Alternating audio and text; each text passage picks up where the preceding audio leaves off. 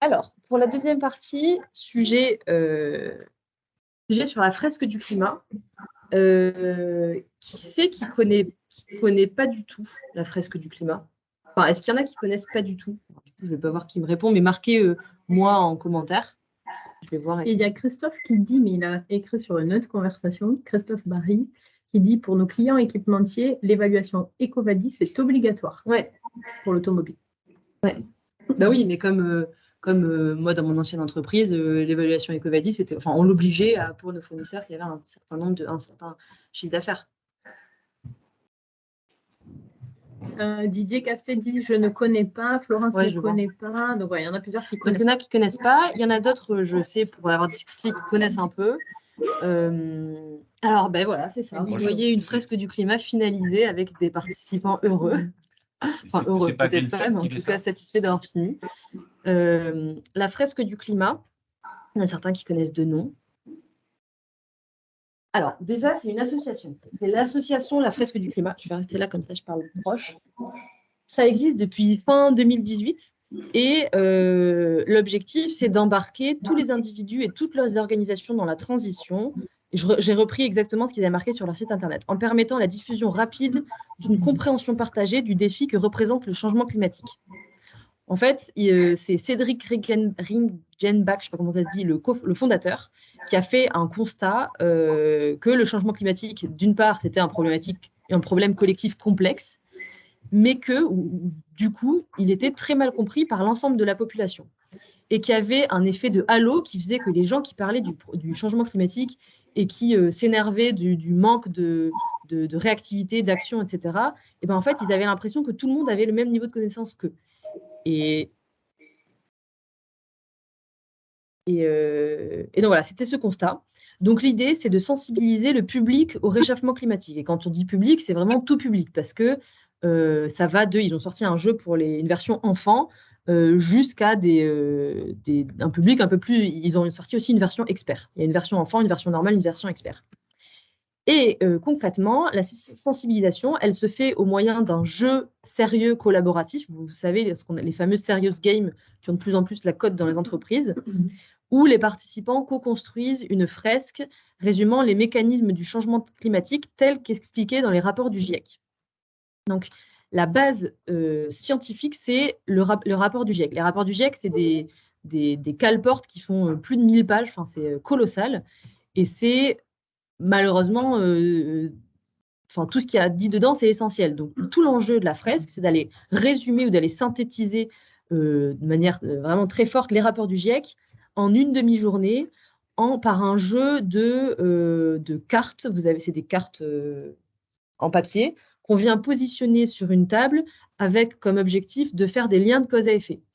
Et ça permet petit à petit, ça se fait petit à petit, ça permet d'avoir de prendre du recul et d'avoir une vision écosystémique du problème. Parce que c'est effectivement ça, c'est difficile d'aller comprendre pourquoi le fait de prendre l'avion, ça fait réchauffer la mer. Ça fait réchauffer les océans. C'est quand même, les liens sont quand même pas toujours directs, et donc ça permet de comprendre tout ça. Et en se basant sur une base scientifique. C'est pas, c'est expliqué par des gens qui sont impartiaux. Excusez-moi. Et l'ambition du projet, c'est de créer une chaîne d'acteurs à croissance exponentielle pour relayer cette pédagogie climatique de qualité et atteindre le point de bascule social qui permettra le tournant vers un monde bas carbone. Alors là aussi, j'ai repris de leur site internet. L'objectif, effectivement, c'est que dans l'association, il y a des fresqueurs, donc des gens qui sont capables d'animer les fresques du climat. Et n'importe qui peut devenir fresqueur à partir du moment où il a suivi 2 ou 3 fresques, je ne sais plus, et il a fait en plus une fresque, et en plus, il a fait une petite formation. Et puis, il y a un système assez bien fait de ceinture où on ne lâche pas dans la nature un fresqueur débutant comme ça, on l'accompagne et petit à petit, on le fait monter en compétences et petit à petit, il est capable d'animer des fresques de manière de plus en plus autonome. Donc voilà, l'objectif, c'est que vous faites la fresque, ça vous intéresse, et puis petit à petit, peut-être sur les 10 participants qui ont fait la fresque, il y en a un qui va avoir envie de devenir fresqueur. Lui, à ce moment-là, il pourra aussi animer à 10 personnes, qui parmi elles, il y en a une qui va devenir fresqueuse, etc. Et l'objectif, c'est ce qu'ils appellent le point de bascule social, c'est qu'ils théorisent le fait qu'à partir du moment où un certain pourcentage de la population sera sensibilisée au sujet du réchauffement climatique sur des bases scientifiques, eh bien, ça enclenchera une dynamique immédiate de prise de conscience et donc d'action. Et ça marche très, très bien. Puisque, effectivement, c'est une croissance exponentielle. Leur objectif, alors rappelez-vous, hein, ça a commencé en 2018, enfin, c'est pas en 2018 que ça a démarré tout de suite à fond, ça a mis un peu de temps, et là, ils en sont déjà à un objectif de 1 million de personnes sensibilisées fin 2022, et j'ai aucun doute sur le fait qu'ils vont les atteindre, voire qu'ils les ont déjà atteints. Ils doivent plus en être très loin. Et ça marche tellement bien que c'est un sujet dont se sont emparés, enfin, c'est un outil dont se sont emparés très largement les entreprises. Pour n'en citer que 2, Suez, ils sont engagés à le déployer auprès de 90 000 salariés, de leurs 90 000 salariés dans le monde.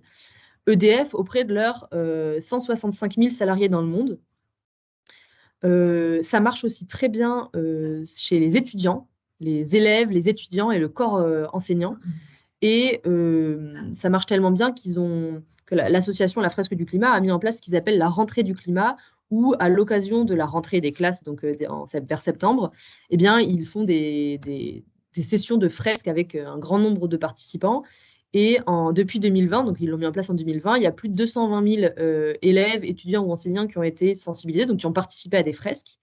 Et la dernière actualité, c'est qu'ils ont été invités à la COP27 à animer des ateliers à la COP27 en Égypte.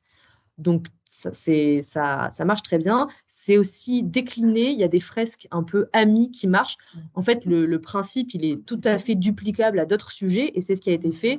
Maintenant, il existe la fresque de l'océan, la fresque de la biodiversité, la fresque de la mobilité, de l'égalité, de l'agriculture, agriculture alimentation. Enfin, c'est vraiment, il y en a des dizaines et ça marche très très bien.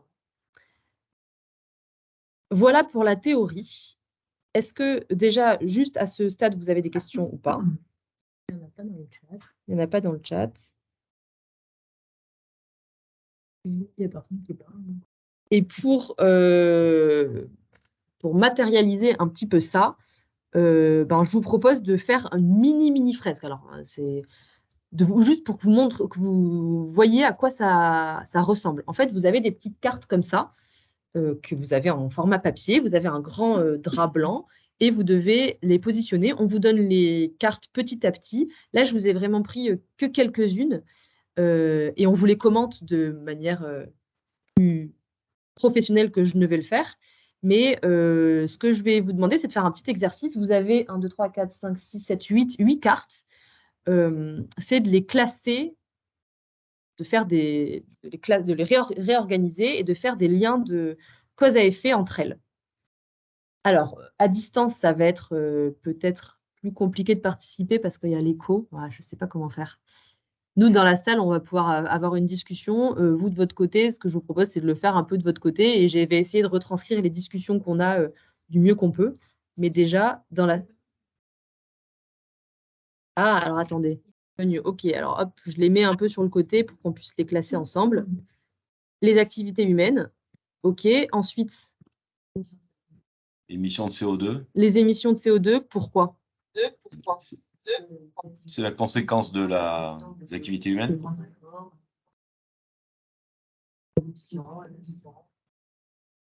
Oui, exactement. Donc, effectivement, activité humaine, puis émissions de CO2. Effet de serre additionnel. Ensuite. Oui. L'effet de serre. Ouais, effet de serre. Alors, effet de serre additionnel, parce qu'on est bien d'accord que de l'effet de serre, il y en a de manière naturelle, et heureusement, sinon on serait tous des petits glaçons, donc c'est effet de serre additionnel. Que fait cet effet de serre additionnel? Hausse de température. Ouais, hausse de la température. Parmi d'autres, c'est un exemple, hein, la fresque est beaucoup plus complète, mais parmi les effets qu'a l'effet de serre additionnel, il y a la hausse de la température. Hausse de la température, qu'est-ce que ça provoque? Banquise, glace, des calottes. Et oui, mais dans quel ordre? On me dit, bah oui, un peu tout le reste. Mais... Fonte des banquises. Fonte de la banquise, d'accord. Est-ce que ça provoque d'autres choses? Fonte de la calotte glaciaire. Pourquoi la hausse de la température fonte de la banquise puis montée des eaux? Non, fonte des calottes glaciaires. Il reste 3 cartes, fonte des calottes glaciaires, montée des eaux, submersion. Calotte glaciaire, Mhm. elle ne doit pas nous entendre. Alors, la banquise, c'est de l'eau gelée qui flotte sur de l'eau. Les calottes glaciaires, c'est de la terre avec de la glace par-dessus. Oui. Fonte des calottes glaciaires. Vous entendez peut-être pas, si. On vous entend dans le micro si vous voulez parler. Fonte des calottes glaciaires. Après quoi? Après la fonte de la banquise, ou en même temps que la fonte de la banquise, d'ailleurs. C'est en parallèle après la hausse de température, non? Ouais, ok. Donc la montée des eaux Ouais, et donc les submersions. voilà. Et où ça, submersion? Après, la montée des eaux et les submersions. Ouais. Et la montée des eaux, c'est après quoi? Après la fonte de Après les deux calotte et fontes. de la banquise. Deux fontes. Mais c'est après la fonte de la banquise, la montée des eaux? Oui. Ben, je Et suppose. des calottes glaciaires, les deux. Alors, c'est bientôt l'heure de l'apéro. Je vous invite à prendre tous un verre de pastis Pour le glaçon qui d'ajouter fond. un glaçon dedans Oui, et c'est d'attendre vrai. qu'il fonde. Et vous me direz si le niveau de votre verre a monté. Mhm. C'est vrai qu'il prend Moi, plus sur de mon verre volume, de le pastis, glaçon. non. Non, la fonte de la banquise, ça ne fait pas monter les eaux. Vous ferez le test, hein. Vous faites Ouais. fondre un glaçon dans un verre d'eau, ça ne fait pas monter le niveau de l'eau. En revanche, ce qui fait Les monter les eaux, c'est la fonte des calottes glaciaires, puisque c'est la glace qui est sur la Terre, qui n'y avait pas dans l'eau déjà, qui fait ça. Donc, montée des eaux. La banquise, elle flotte totalement. Mhm. Et oui, mais la masse, enfin le volume de la glace est plus haut que. Ouais, mais vous testerez. Ça fait pas monter. Ouais, C'est vrai. parce qu'un glaçon, ça emprisonne de l'air et que. Et donc, montée des eaux provoque effectivement des submersions. Submersion. Bon, déjà, vous voyez, l'intérêt, c'est que il y a des choses toutes bêtes que vous avez tous appris au primaire, mais qu'en fait, bon, depuis, ça date un peu et c'est des sujets physiques. En fait, du pastis. pas vous. Vous ne viviez pas de pastis au primaire? Non, ça remet en tête des réalités physiques, d'autres que vous ne connaissiez pas forcément. Là, on voit que fonte des calottes glaciaires provoque montée des eaux qui provoque la submersion. C'est un effet délétère. Pourquoi à ce moment-là, la fonte de la banquise, ça aurait un quelconque effet négatif?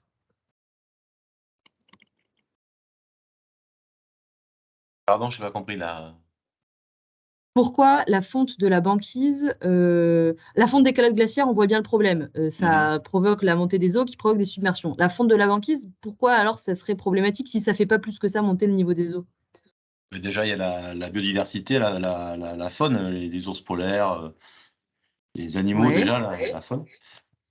Ensuite, c'est de l'eau potable, je crois, qui se dilue.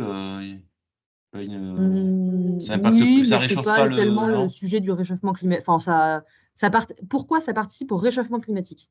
Je Parce précise qu'il y ma question. a moins de masse de froid qui permettrait de refroidir. Il n'y a pas du CO2 emprisonné dans la glace, tout comme ça? Il y a pas... Si, il y a un peu ça, Il y a du effectivement. CO2 Il y a emprisonné, du il me semble. CO2 emprisonné qui est relâché.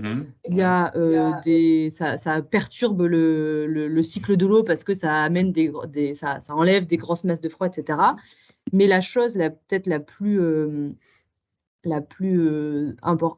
forte, c'est que ça, quand ça fond, ça laisse de la place, vous le voyez sur la petite carte, à de l'eau noire qui du coup réfléchit encore plus les rayons du soleil, absorbe beaucoup plus les rayons du soleil, donc pardon, les réfléchit moins bien, donc augmente l'effet de serre additionnel. Oui, d'accord. Et c'est ce qu'on appelle une boucle de rétroaction négative, c'est qu'en fait, ça ne fait qu'empirer. Plus la banquise fond, plus il y a du noir qui remplace du blanc, donc l'effet albédo, donc plus il y a d'effet de serre additionnel, donc plus ça réchauffe le climat, etc. C'est un cercle vicieux.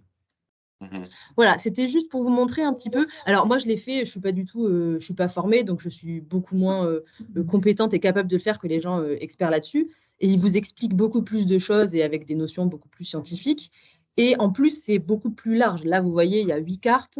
Dans la vraie fresque, il y en a une quarantaine. Et ça permet de sortir de là en comprenant un peu mieux voilà, les liens de cause à effet, le sujet du réchauffement climatique, pourquoi, qu'est-ce que ça peut avoir comme conséquences, comme répercussions sur la vie humaine et comment c'est lié aux activités humaines surtout. Et dans quelle proportion. Oui. Ça, c'est ce qu'on va vous poser comme question après. Comment vous voudriez, qu'est-ce qui vous intéresserait les contacts et de l'organiser pour votre entreprise, soit pour ceux qui ne veulent pas l'organiser à grande échelle, parce que c'est très cher. S'il y a des demandes, on pourrait l'organiser au sein de la FQP et vous veniez à 1 ou 2 de chaque entreprise et on diviserait du coup le coût par le nombre de... Alors, la fresque du climat, elle se passe en... il y a 2 parties. Quand vous assistez à un atelier fresque du climat, il y a 2 parties. La première partie, c'est ça, c'est construire la fresque, sachant que c'est fait de manière... les formateurs... Enfin oui, il y a 3 parties. La première, c'est la fresque. Les formateurs, ils vous laissent construire la fresque et ils viennent vous expliquer, vous corriger, etc. La deuxième partie, c'est un temps de mise en perspective sur vous, comment vous avez ressenti ça, avec quoi vous en ressortez, quels sont vos sentiments, qu'est-ce que ça provoque chez vous. Et la troisième partie, c'est comment vous pouvez dupliquer ce sujet qui paraît... vous ne savez pas par quel bout prendre. Quand vous sortez de la fresque du climat, vous êtes quand même assez abattu. Hein. Pour vous faire un petit teaser, les dernières cartes, c'est famine, guerre, submersion, crue. Voilà, c'est des choses, maladies. C'est vraiment horrible. Donc, vous sortez de là abattu. L'objectif de la fresque, c'est que vous ayez compris, parce que bon, le constat est quand même accablant, et vous donner des clés pour appliquer ça à votre niveau, au niveau personnel. Donc, ça sort sur une deuxième partie qui est la notion de bilan carbone, de votre empreinte carbone personnelle. Et ça va avec ce que je vous présente à la suite, c'est l'importance des ordres de grandeur. En fait, vous entendez parler des éco-gestes toute la journée, on vous en bassine à la télé toute la journée, et pendant la fresque du climat, on vous parle aussi de chiffres. On vous donne quand même quelques grands chiffres sur en tonnes équivalent CO2, etc. C'est des chiffres qui ne sont pas très parlants pour nous qui ne baignons pas dans le sujet tous les jours. Et c'est pour ça que la dernière partie, c'est de remettre en perspective par rapport à la vie réelle, qu'est-ce que ça représente et comment je peux faire baisser. Et l'importance des ordres de grandeur. Le but, quand on travaille sur le carbone en entreprise ou au niveau personnel, c'est pas tellement d'aller mesurer au gramme de carbone près, c'est d'avoir en tête des grands ordres de grandeur pour comprendre d'où vient le problème et en quelle proportion et les actions que je peux mettre en place, et quel poids elles peuvent avoir. Là, je vous ai marqué 5 actions diverses et variées. Et je vais vous laisser 5 minutes pour marquer chacun sur un papier ou sur votre ordi ou dans votre tête pour les classer par ordre d'efficacité, on va dire. C'est-à-dire, parmi ces 10 actions, laquelle va économiser le plus de carbone, en gros. Je vous laisse 2-3 minutes pour le faire. En sachant que c'est des ordres de grandeur. Hein. Par exemple, rénover intégralement mon logement, ça dépend de quel logement, ça dépend comment on le rénove, ça dépend ce qu'on entend, mais voilà, c'est des grandes ordres de grandeur qui restent quand même vrais. L'idée de réduire la température de mon chauffage de 1 ou 2 degrés, ça dépend à combien on était, ça dépend si mon logement est isolé. On est d'accord que c'est des grandes idées. Si vous avez à peu près fini, nous allons passer à la correction. Posez les stylos, c'est terminé, levez les mains. Alors, ça, c'est à peu près... là encore, hein, vous voyez que c'est par exemple, manger de la viande uniquement le week-end, que ça soit que vous en mangiez déjà beaucoup, pas beaucoup, ça reste plus faible que d'autres actions. Voilà un peu le poids que peuvent représenter certains gestes dans le quotidien. Et là, il y a quelque chose qui saute aux yeux, c'est que vous avez beau composter tout ce que vous voulez, rénover votre logement, prendre le bus, baisser la température de votre chauffage. Si vous allez à Bangkok cet hiver pour réchauffer vos eaux, ça annule. Enfin, ça annule. Voilà, c'est... Voilà. Le constat, déjà, c'est pour ça. Et c'est pour ça aussi qu'on parle beaucoup du sujet de l'avion, etc. l'avion a un pouvoir quand même réchauffant assez fort et en un vol, on peut annuler tous les effets. Vous voyez aussi qu'on parle beaucoup des éco-gestes, éteindre mes appareils en veille, composter, etc. Dans les faits, ça économise pas beaucoup de carbone. En revanche, il ne faut pas non plus s'arrêter à ça, parce qu'il y a ce qu'on économise de manière directe, il y a aussi les transformations que ça peut provoquer au niveau intellectuel.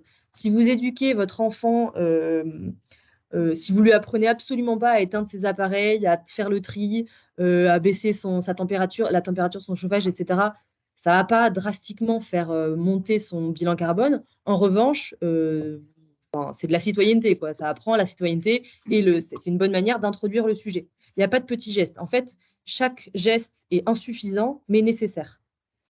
C'est pour ça aussi que quand on entend des choses comme la France, c'est que 1% des émissions, ou alors le secteur aérien, c'est que 2% des émissions, ou voilà, c'est que X% des émissions. Oui, mais en fait, c'est bien pour ça que chaque geste est insuffisant et chaque sujet est insuffisant à traiter, mais nécessaire. Chaque pays à lui seul fait que quelques pourcents, mis à part les très gros pollueurs, mais chaque pays à lui seul fait que quelques pourcents, et pourtant, il faut que tout se réduise. Voilà, c'est les deux choses à avoir en tête, c'est qu'il faut avoir en tête les ordres de grandeur et se rendre compte de ce qui est très émissif et ce qui reste de l'ordre de l'éco-geste. Et puis avoir aussi en tête que même si c'est de l'éco-geste, c'est pas pour ça qu'il ne faut pas le faire. Et il faut...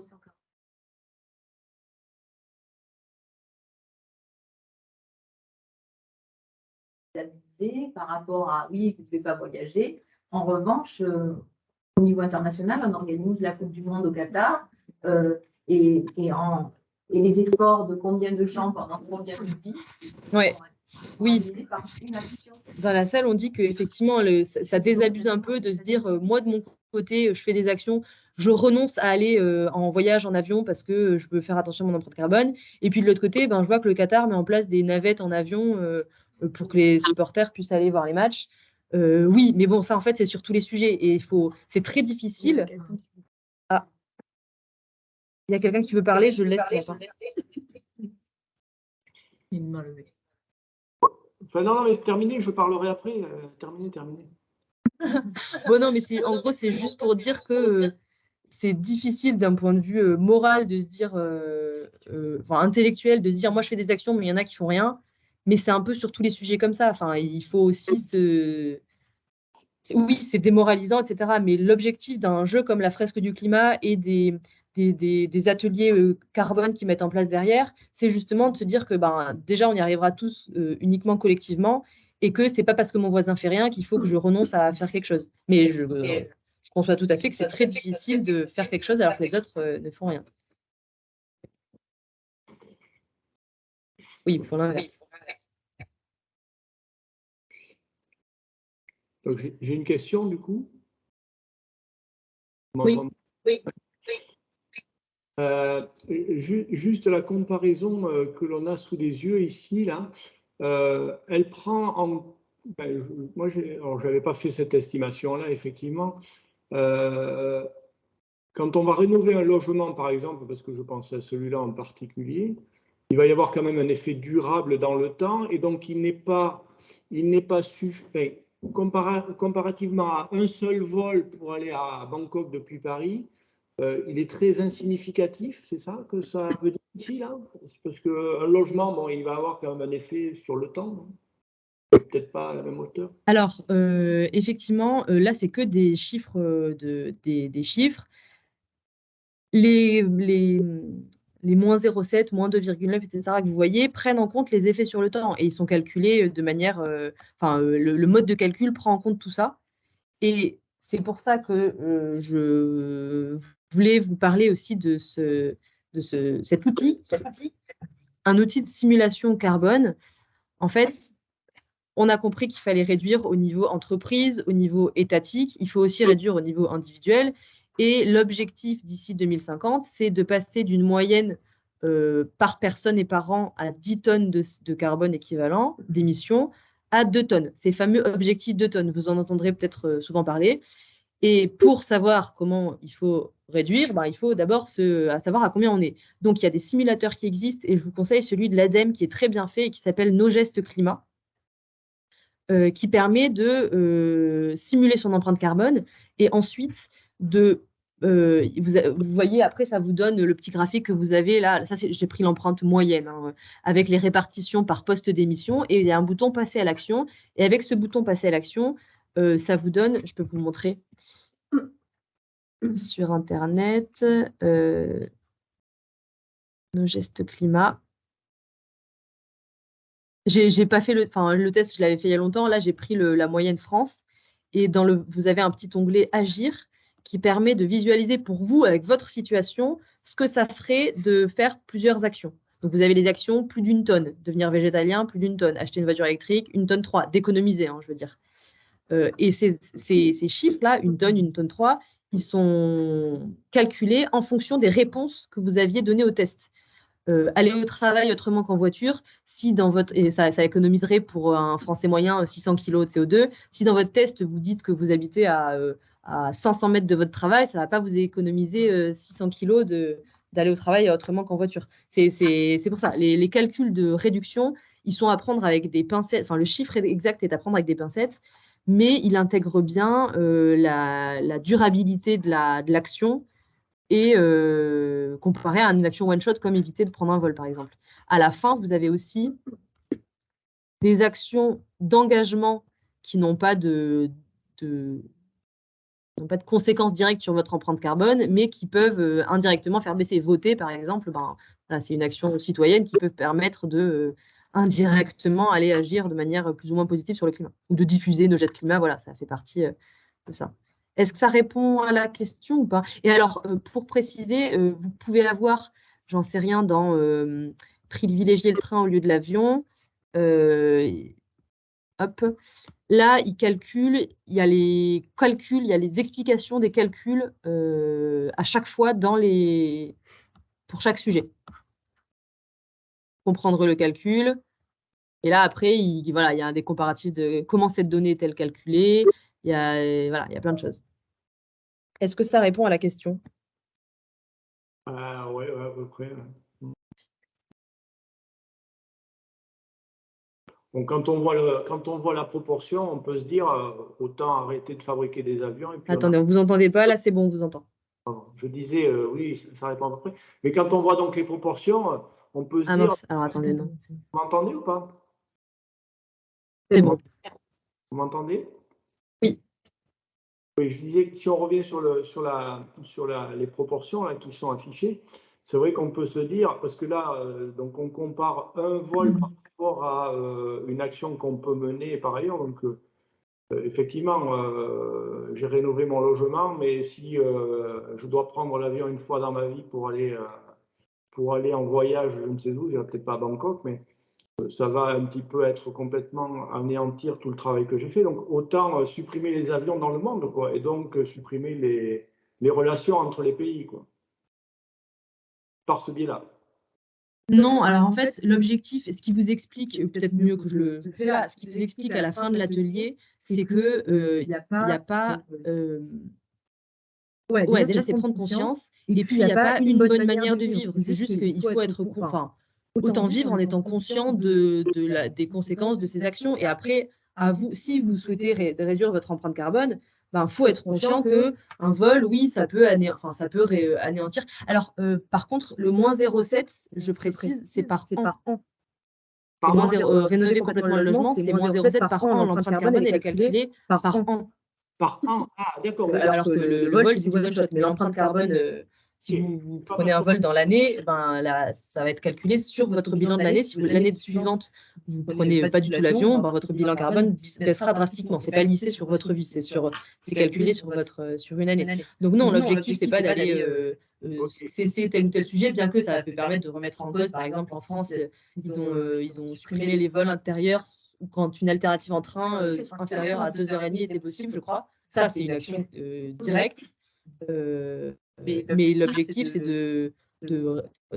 c'est inventons. Vous voyez, j'ai pris ça d'une initiative qui s'appelle Inventons nos vies bas carbone et qui permettent au-delà de se dire ma vie va être désespérante, je vais plus pouvoir prendre l'avion. Non, en fait, on peut, c'est juste qu'il faut si on veut regarder du bas carbone, à côté, il faut faire d'autres efforts. Enfin, c'est choisir où on met ses priorités. Ok, donc d'accord. En fait, l'estimation qu'il y avait avant, elle est sur une année. Donc, oui. Je comprends mieux maintenant l'échelle.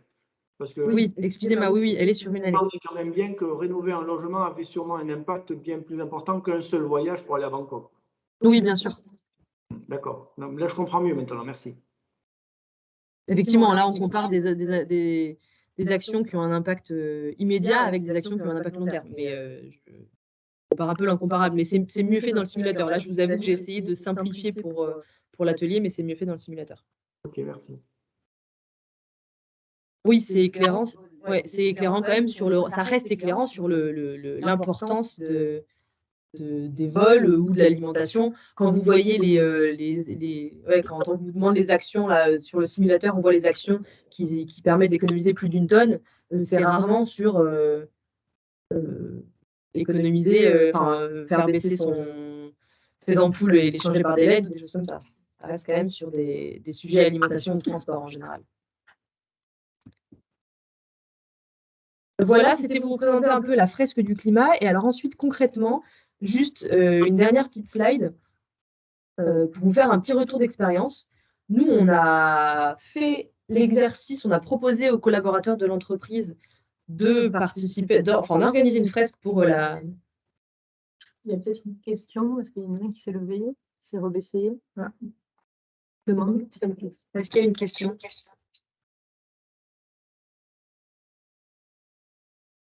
Non, ça. Non, c'est bon. Bon, de toute façon, la dernière slide, et après, on pourra faire un temps de questions-réponses, si vous voulez. C'était juste pour partager. Nous, on a organisé donc, la fresque climat pour une centaine de collaborateurs, enfin, les collaborateurs de la boîte, donc on est une centaine.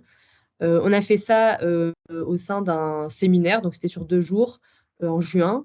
Et l'objectif, c'était d'embarquer les collaborateurs sur le sujet climat-carbone, sur lequel on travaille de plus en plus. De manière pratique, ça c'est pour vous donner des infos si vous voulez l'animer dans votre entreprise. Voilà. On était 14 groupes, chaque groupe c'était entre 6 et 8 personnes et il y avait un animateur qui était d'un niveau expert pour 2 groupes, donc 7 animateurs et ça a coûté 13 000 €, pour vous donner une idée du budget à peu près. Le bilan, c'est qu'on a été, on pensait déjà que ça allait être un succès, mais vraiment ça a très bien marché, ça a été un vrai succès auprès des collaborateurs. Ça a créé une dynamique, une envie d'agir et surtout un pied d'égalité face au sujet. C'est-à-dire que dans la centaine de collaborateurs, il y en avait qui étaient très au fait du sujet, d'autres absolument pas. C'est un exercice qui est adapté pour des gens qui n'y connaissent rien du tout, comme des gens qui sont un peu plus experts. C'est vraiment adapté pour tout le monde. Et à la fin, on en sort en ayant un socle commun de connaissances. Pourquoi particulièrement ça a marché? Les facteurs clés, c'était qu'on avait des animateurs très experts même. Donc, ça donnait un peu de légitimité et de crédit, un peu plus que quand c'est moi qui y parle, par exemple. C'était, voilà. Qu'on a préparé ça en amont avec les animateurs. Ils étaient tous au fait des éléments de contexte, des objectifs de l'exercice pour l'entreprise. La durée de l'animation, c'est 3h30. Souvent, on a tendance à vouloir se dire, bon, moi, j'ai 2 heures ou 2h30, allez, je vais essayer de le faire rentrer. Non, si vous faites la fresque du climat, soit si vous y participez, soit si vous voulez la mettre en place dans votre entreprise, prenez une demi-journée. C'est nécessaire, c'est 3h30 nécessaire. Et ensuite, ce qui a marché aussi, c'est qu'on a poursuivi l'exercice par des actions. C'est-à-dire, on en ressort assez abattu. On a poursuivi ça le lendemain en leur présentant, nous, notre feuille de route carbone dans l'entreprise et en montrant, on a proposé à chaque collaborateur de simuler son empreinte carbone individuelle, etc., pour transiter sur le passage à l'action et pas rester sur un constat accablant. Voilà, et en prochaine étape, les collaborateurs n'ayant pas pu participer, on va organiser une session de rattrapage pour que tout le monde soit sur le même pied d'égalité. Et parmi la centaine de collaborateurs qui ont participé, il y en a 16 qui ont été volontaires pour devenir animateurs à leur tour, ce qui permet après d'enclencher une dynamique et de pouvoir... L'objectif de la fresque du climat, et ils sont très clairs là-dessus, c'est pas que eux, ils doivent former tout le monde. Non, c'est que les gens s'autonomisent après et soient capables à leur tour de diffuser la connaissance. Donc, nous, on a 16 collaborateurs qui sont volontaires pour devenir fresqueurs. Et la prochaine étape, c'est de les faire monter en compétences pour qu'ils puissent à leur tour organiser des fresques au sein du groupe ou à titre personnel et puis en plus gagner en compétences, en connaissances sur le sujet. Et ces formations-là, bonne question. Alors, il y a deux choses. Les formations pour devenir fresqueur, soit ce qu'on disait au début, c'est des formations pour devenir fresqueur à titre individuel, c'est gratuit et c'est quasi gratuit. Non, c'est combien? Non, ça, c'est les formations pro. Pour devenir fresqueur à titre individuel, ça. Ouais, ouais. Enfin, non, après, en fait, si vous voulez devenir fresqueur de manière indépendante de votre entreprise, ça coûte, soit c'est gratuit, soit ça coûte très faible. Ici, c'est quelques dizaines d'euros.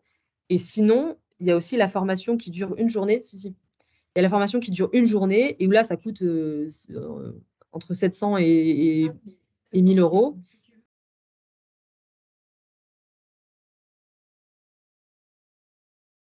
Ouais, c'est ça. C'est ça.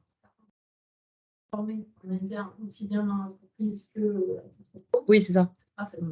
Exactement. Alors, effectivement, on précise, parce qu'on a une personne dans l'association dans le public qui l'a déjà fait.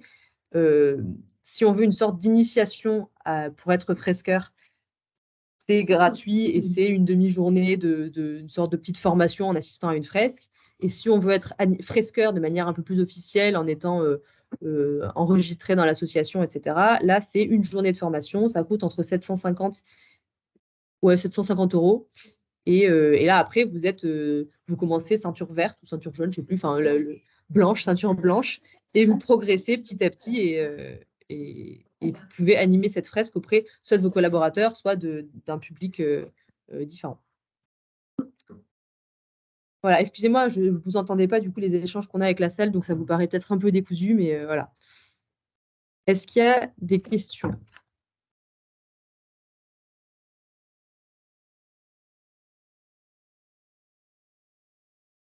Non, c'est clair. Alors moi, j'avais peut-être. Tu veux parler ? Et peut-être un point que je voulais ajouter, vous m'entendez ou pas, c'est Vanessa? Oui, oui, très bien. Non, mais t'as pas de Donc, du coup, ce que je voulais dire, c'est effectivement, chacun dans son entreprise peut décider d'organiser la fresque. Et puis, dans ces cas-là, vous pouvez les contacter directement. Et nous, ce qui nous intéresserait au sein de la FQP, c'est de pouvoir aider ceux qui souhaiteraient le faire, mais qui n'auraient pas un nombre suffisant ou du coup, ça coûte assez cher quand même. Donc, de voir ce qu'on peut faire aussi au sein de la FQP pour organiser une fresque du climat qui, du coup, pourrait être inter-entreprise et qui peut aussi avoir de l'intérêt. Ça dépend comment dans votre entreprise vous voulez le faire. Donc, si vous voulez former tous vos collaborateurs, ça, on va vous laisser le faire de votre côté. Mais si ça vous intéresse déjà de faire l'exercice pour une ou deux personnes, on peut aussi mettre en place un groupe et organiser quelque chose. Donc ça, il ne faudra pas hésiter à envoyer un message à Laurence pour nous remonter si vous avez des besoins par rapport à ça. Mmh.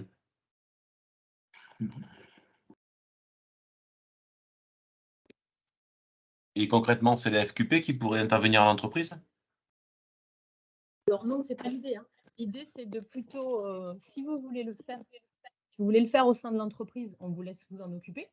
Mais par contre, si vous avez juste une ou deux personnes et que vous voulez pour la formation, votre entreprise et que vous voulez plutôt participer à un atelier inter-entreprise, là, on peut, au niveau de la FQP, l'organiser, mais faire venir les gens de la fresque du climat avec le nombre d'animateurs qui sera adapté au nombre de personnes qui se seront inscrites pour l'organiser. Mais c'est pas nous qui allons l'animer. Nous, on va se mettre juste sur la logistique, en fait. D'accord.